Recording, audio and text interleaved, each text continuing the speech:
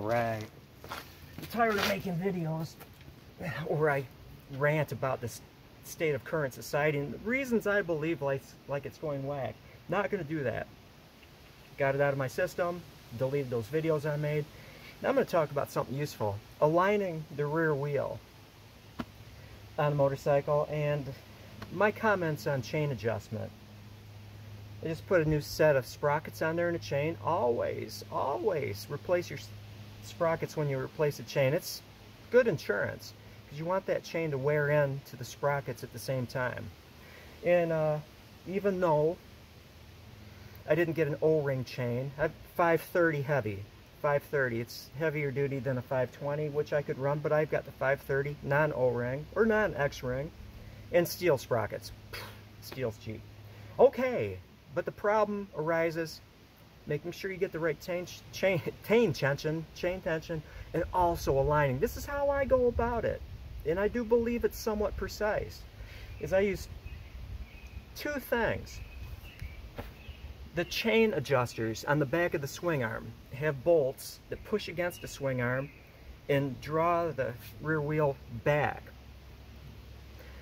I measured a distance between the tip of the swing arm, just lay it right on that chain adjuster, measure to the back. And then I double check it. I've got my bike, the wheel centered on a, what do you call that, a joint in the concrete. And so it's important, you have to have a proper straight edge, nice straight Cooper hockey stick. You can see this. Put this against the wheel and do it on both sides and get the Cooper hockey stick to lay parallel to the crack in the cement. My front wheel is aligned. Now, I'll take my scientific instrument, lay it on here, and check the distance from the front tire. The back is a little wider, so I'm going to have a gap, and make sure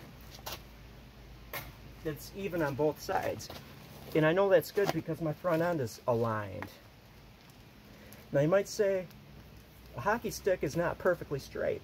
Well, if I have the blade is this way on the left side, and then I turn it like this, I'm getting rid of that error. The next step, you can't see them, the nut or the bolts on the ends that I will turn an even amount of times to get the rear wheel back, to get the chain adjusted right. I sand off the top, the flat. They're both flat on the top. Put white out on it so I know how many turns I'm doing. So it's an even number, and I'm assuming that the thread, I'm assuming a couple things, that the thread is pretty much exact same pitch within tolerances of getting the rear wheel aligned, and also that my hockey stick worked, and in conjunction with literally measuring, which I've already done, everything is checked out. I don't loosen the nut on my axle all the way. I want some friction so I can draw it back. Now, as far as chain adjustment, this is odd. It might be like all motorcycles. When it's on the center stand, the chain is a lot slacker than when it's sitting down. I'm hoping that once it sits down, it stays pretty much even, because I sit on it and squish it and then I hit a bump and it compresses it. I hope that that's all the same, because I don't want to have the chain so tight it's going to like destroy the bushing or bearings, you know, where that front axle or the front sprocket is done. Now that's it. No politics, no commenting on modern society. I almost did it. I'm going to end it there. If you have any comments on this, please share it. Have a good one. And I'm going to do a bow video. I am. It's just like so busy here. I've got like 10 minutes to escape. Safety minded. This is important. Get the chain right and get it aligned. Thank you.